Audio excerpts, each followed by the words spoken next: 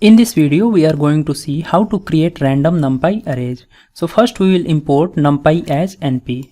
Then we will try to create a random NumPy number between 0 to 1. So np.random.rand, and here I will left it blank. So it will create a random number between 0 to 1, where 0 is included and 1 is excluded. So first we will see the function rand.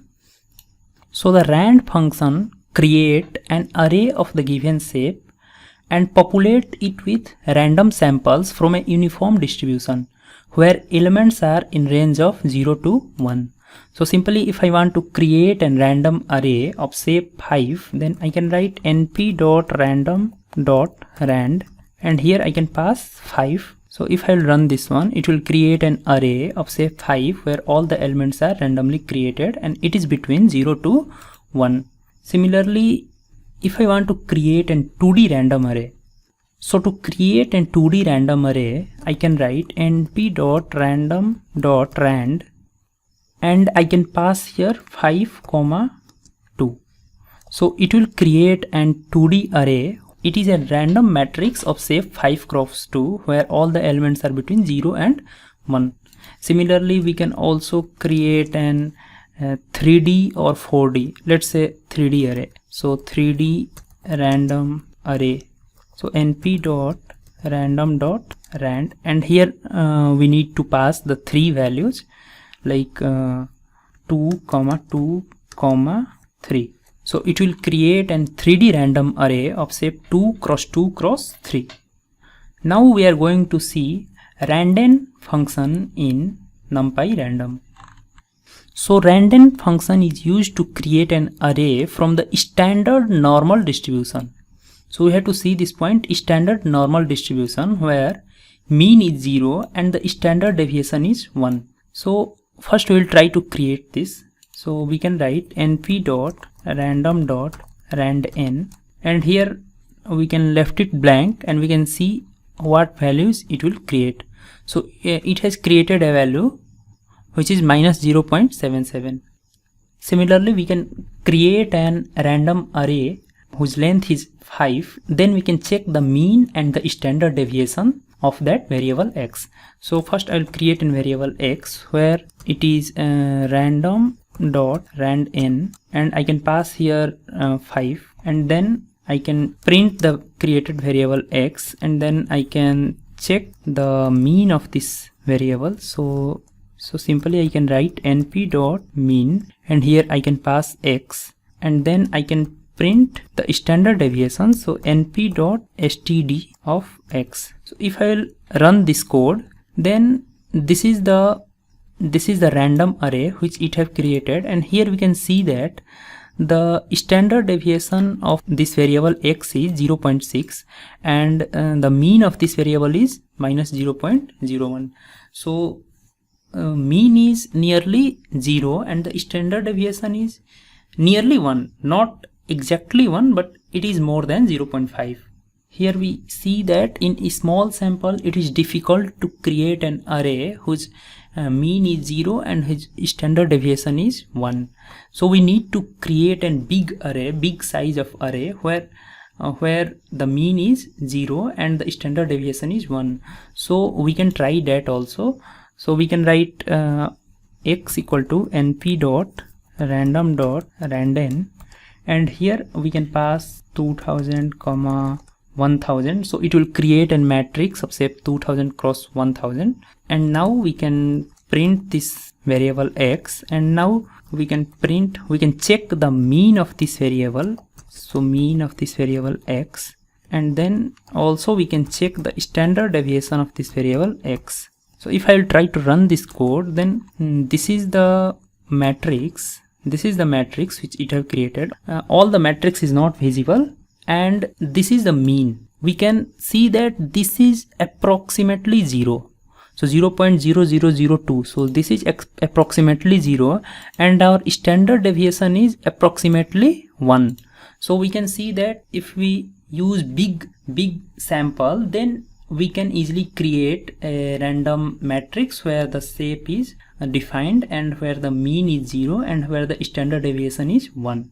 So now I will create an matrix whose mean is 10 and whose standard deviation is 5.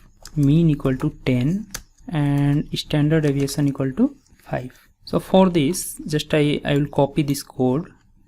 Let's here I'll try to create an one-dimensional matrix of shape 2 lakhs.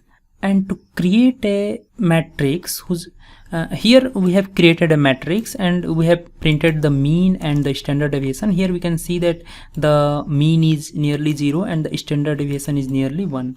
So how we can change it? Change the mean to 10 and the standard deviation to 5. So simply we can write x equal to x multiplied by 5. So we just need to multiply our matrix with standard deviation and we need to add the mean in it. So now we can check the mean of it. So we can write print new mean is.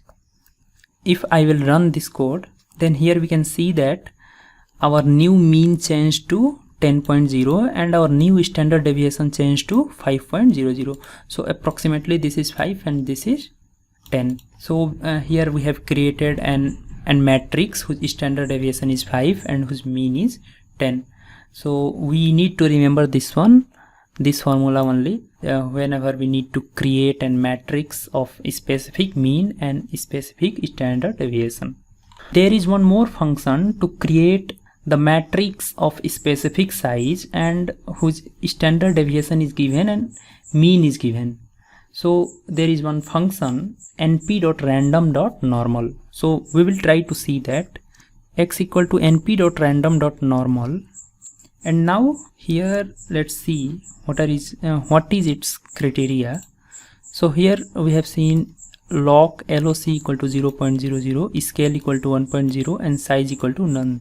So here in place of size we have to pass the tuple and it will create the shape of that matrix, and in place of LOC we have to pass mean, and in place of scale we have to pass standard deviation.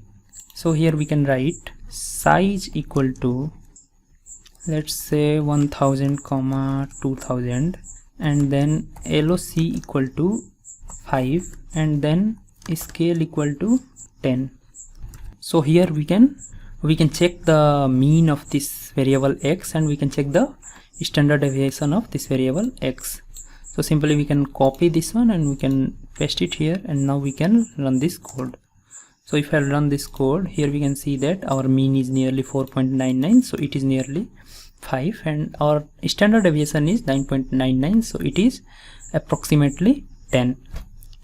There is one more function to cover in NumPy random. So this one is np.random.randint. So this return random integers from low to high, where low is inclusive and high is exclusive. So here I can write np.random.randint, and here I can pass, here first we will see the criteria of this function. So here I need to pass the low, high and the size and the d type of this function. So this is similar to range function. The difference is in place of size there was step only. So in between some interval it will create a different number of integers. So like in between 1 and 100, if I will try to run this, it will create a random integer between 1 and 100. And if I want 10 different numbers between 1 and 100, so simply I need to pass 10 here. So it will create 10 different numbers, random numbers between 1 and 100, where 1 is inclusive and 100 is exclusive.